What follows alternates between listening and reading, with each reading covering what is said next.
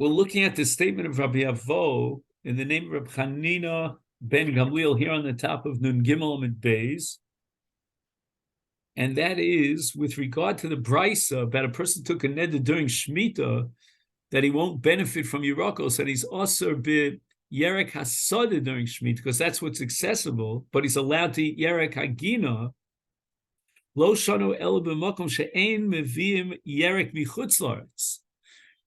If you're in Eretz Yisrael, then obviously during Shemitah, the only Yerakos that are mutter are the Yerek Hasada without Zriya.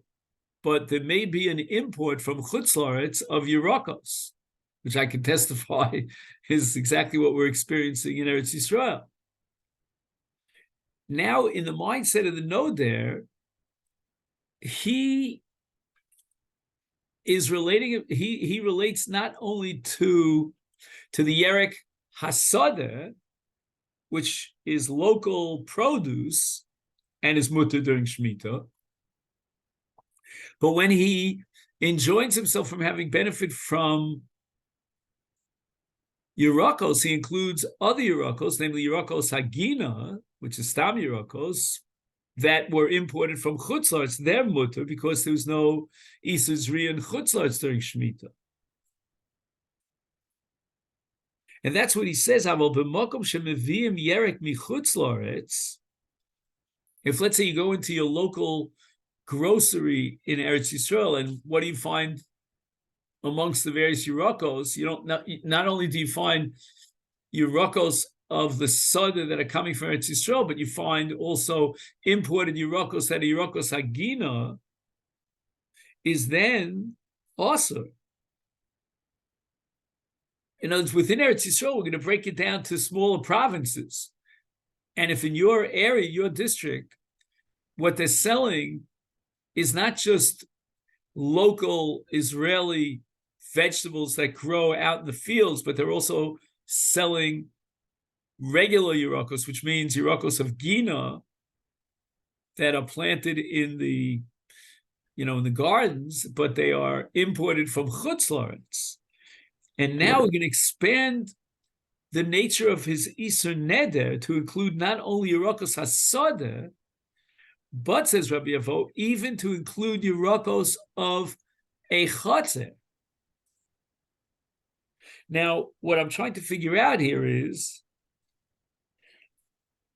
whether or not, in this case of Rabbi Avo,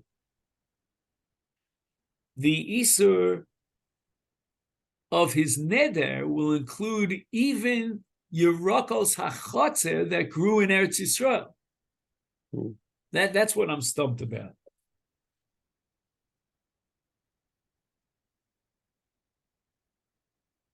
Let me just check out one thing here. I didn't get a chance to look at this footnote. It's a very, very long footnote.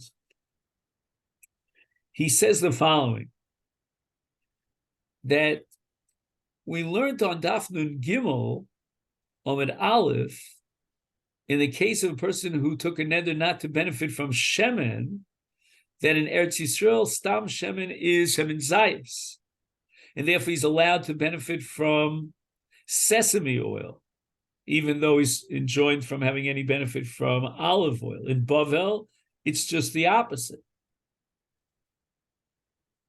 And then we said that there are places on the face of the earth that use both categories of shemen, shemen zayis and shemen shum shemen, and therefore the Isur includes both of them.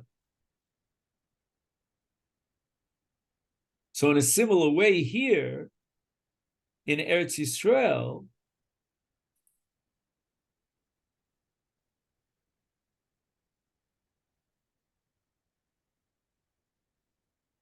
we should say the following. Now, there is a certain amount, let's call it a volume, of imported Yerakos, that Yerakos HaChatzer, Hagina, but the large majority of Yerakos in Eretz Yisrael are Yerakos Hasada.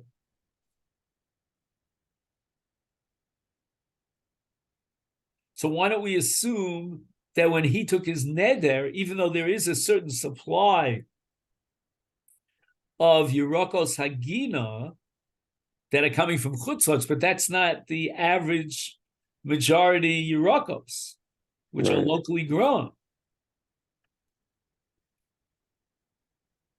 He says, Afal pi shemevim yerek michutzor, it's ein mevim kamus maspekes. There's not enough of a supply of imported Yerokos. Actually, it's Tarku Yerokos Soda Klal Kibachol Hashanim. He's saying the following: that on a regular year, the first 6 years of the Shemitah cycle, there's a sufficient supply of Yerokos Hagina, and they don't need Yerokos Hasoda. So therefore, the Neder during the first 6 years of Shemitah does not include Yerokos Hasoda. However, during Shemitah, although there is an availability of a volume of Yerek Hagina that's coming from Chutzos, but nevertheless, it's not enough to, so to speak, supplant the need for Yerokos of the Sod. And therefore comes out that this case that we're dealing with Rabbi Avo, where the Isur Neder includes both Yerokos Hagina and Yerokos Hasod, is parallel to the case of those locales where they use both Shemin. They use Shemin Shumshumin and Shemin Zayis. And therefore the Neder includes both categories of Shemin.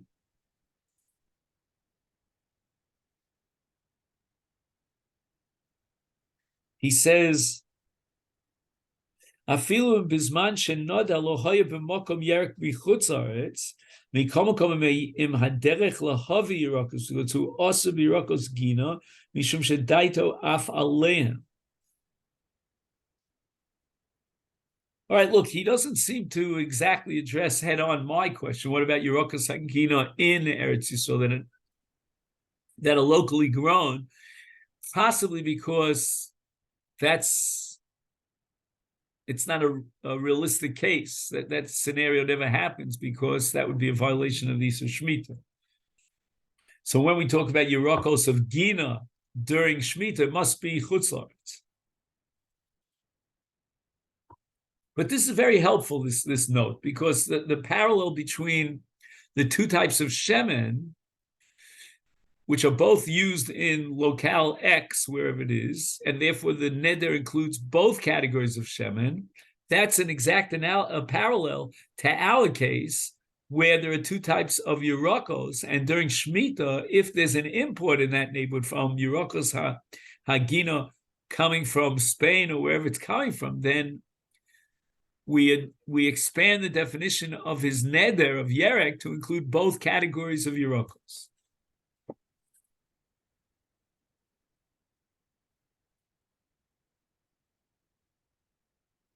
Now, all this is Rabbi Avo in the name of Rabbi Hananya ben Gamliel. Now we get to the Shitas Chacham.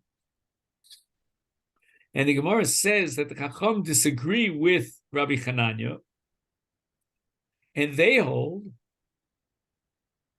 that we don't allow import of Yerek from Chutz La'aretz into Eretz Yisrael. We have to figure out why.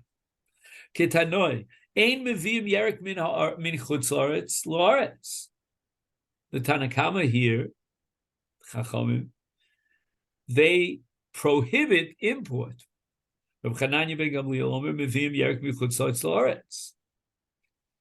So I understand Rabbi Hananya, I mean, he's justifying import.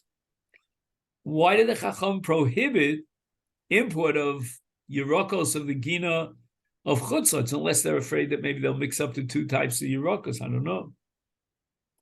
My time of demand, the Omer Ein Mevim. What's the logic of the Tanakama, the Chachamim? Omer Rabbi Yirmiyah, Mishum Gush. Okay, so this already has to do with Tumah and Vitara. But before we get to the Gemara of Gush, let's just point out that the Tanakama is introducing a Gzeira D'Rabbanan here. He's not talking about a Doraisa.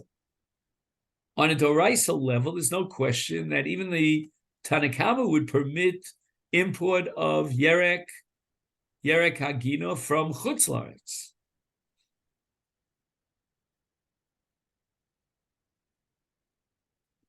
But once the Rabbanim made Gzeira, again Mishum Gush, then we're not going to be allowed to import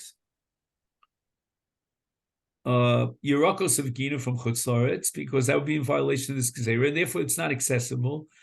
And when he took the Neder in Eretz Yisrael for Yerakos, he did not include Yerek of Chutz La'aretz. Mm-hmm. So what is Mishum Gush? So there's halacha called Tumas Eretz Amamin, that the ground of Chutz La'aretz is considered to be full of, shall we say, bones of the deceased. And the Rabbanan made a takana of Tumas Chutz La'aretz. Now, let's say he imports vegetables from Chutz La'aretz. What happens is the vegetables are inside the soil. You know what I mean? A clump of soil that comes with the vegetables. Mm-hmm. That's called Gush Offer. And Gush Offer is Metame. So this Tana, the Chachamim mentioned in this Bryce of Ein Mevi and Yerek Min HaChutz La'aretz, they made a Gzeira prohibiting import of Yerakos from Chutz La'aretz. And this has nothing to do with Shemitah. This would apply all 7 years of the cycle.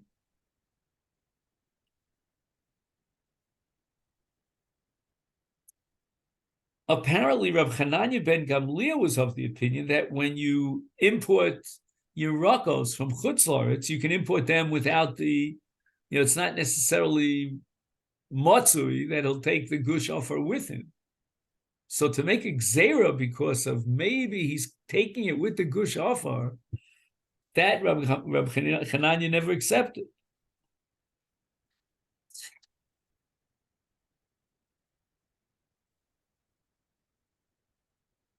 Now, a lot of this has to do with the fact that when the Rabbanan instituted Tumas Chutz La'aretz, the Gush Offer, they were really trying to discourage people from leaving Eretz Yisrael to go to Chutz La'aretz.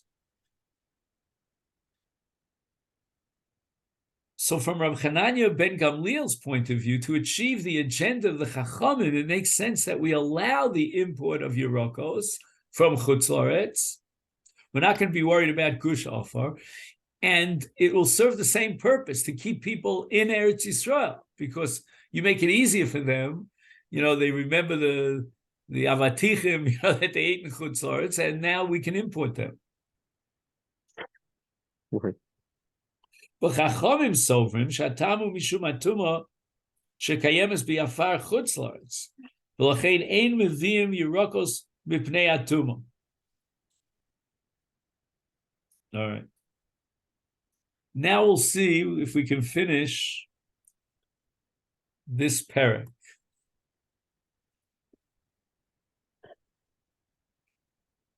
Okay, the Mishnah says the following. A person takes a neder min akruv, right, from cabbage. Oser bispargus. So ispargus is apparently one type of kruv, and it's included on the name kruv. So somehow you have a general category that includes within it specifics, but it's only a one-directional relationship. Right. Because minispargus, if he mentions that specific type of a kruv, then mutar b'kruv. He only prohibits ispargus. By the way, do you have an English translation, Ira, by chance? No, I'm sorry. The word asparagus reminds me of asparagus, but I don't think that's what it means. That would be different than cabbage. Yeah, very different. That's right. Yeah. I love asparagus. It's kind of rare that we make it. It's a whole to do. Now he took an edemin agrisim. Right, grisim are they used to take different legumes, and they would what do you call it? They would crush them, right? What we call tchina. Asur b'mikvah. Okay, mikvah is made of grisim, so it's a subcategory of grisim. It's actually a cooked, cooked barley, not barley, but pearls of barley, and this is what we put in chillin. And people call a mikvah tavshil, which is called mikvah shel grisa. But Rabbi Yossi Matir, Rabbi Yossi says that you're allowed to have benefit from the tavshil that's made of grisim, because in his area it was not generally accepted that that when they said a tavshil, they would call it mikvah shel grisim. They didn't use that terminology. However, now we get to the specific to the general. And in a mikvah, if he took a neder not to eat a mikvah, mutar b'grisim. Min a mikvah also b'shum.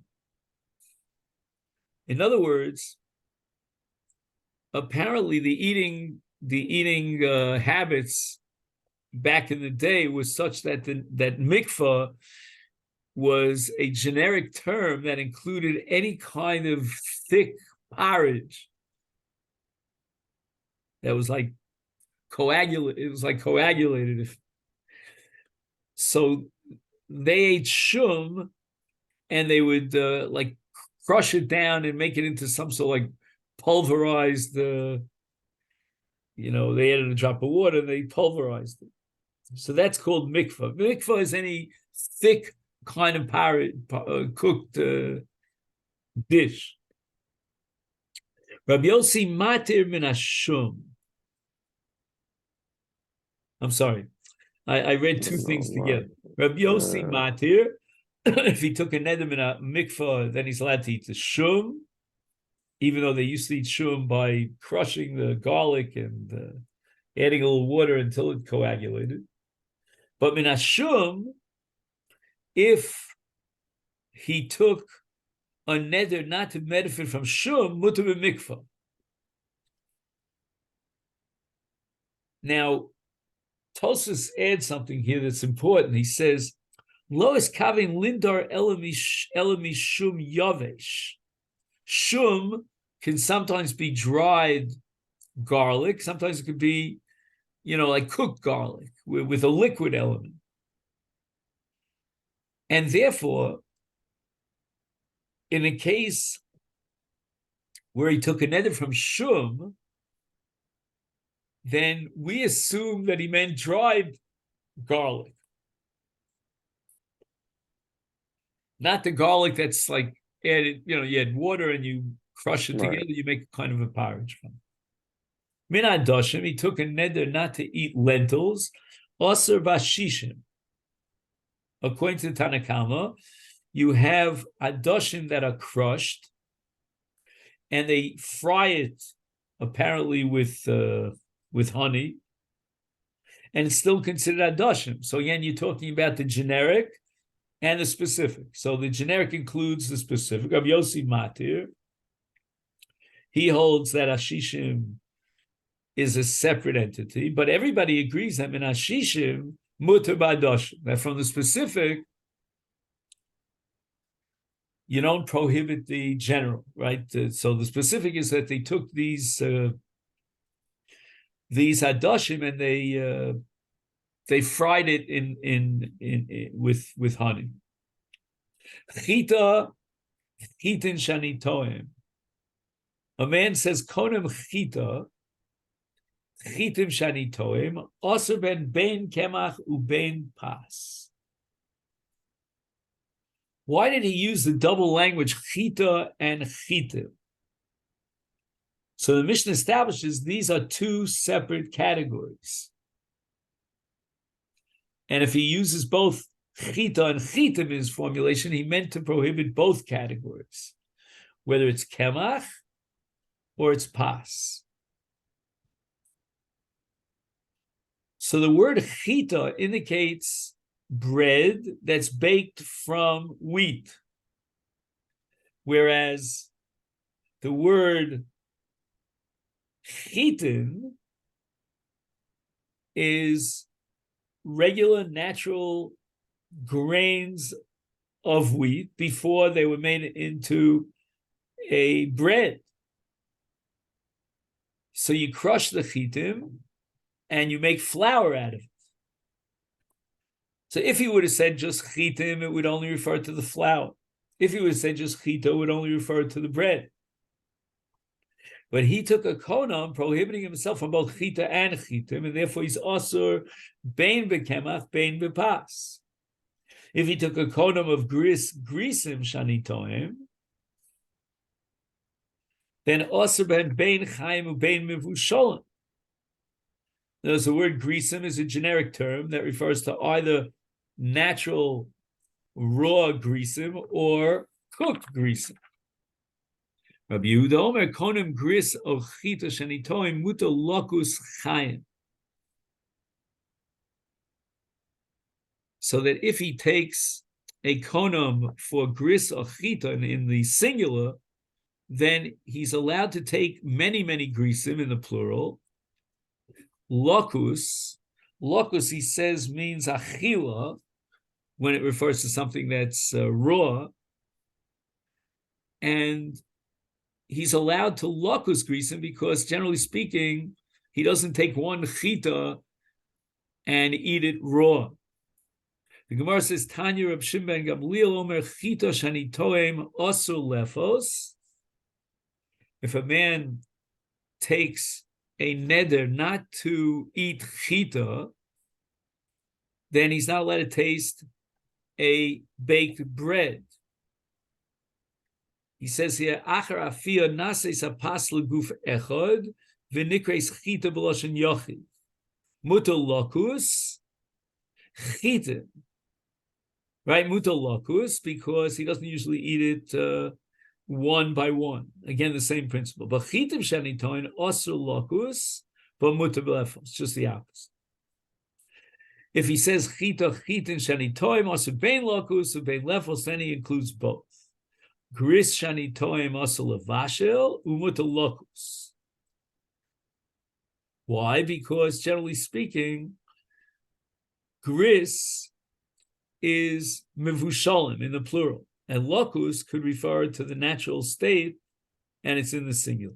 Grisim shanitoim osur lokus, just the opposite mutal levashel. But if he says grisim shanitoim osur bein levashel ubein lokus. Hadron alecha hanoder min hamavushal. Oh, yeah. Okay, let me wish you a great week. Yeah.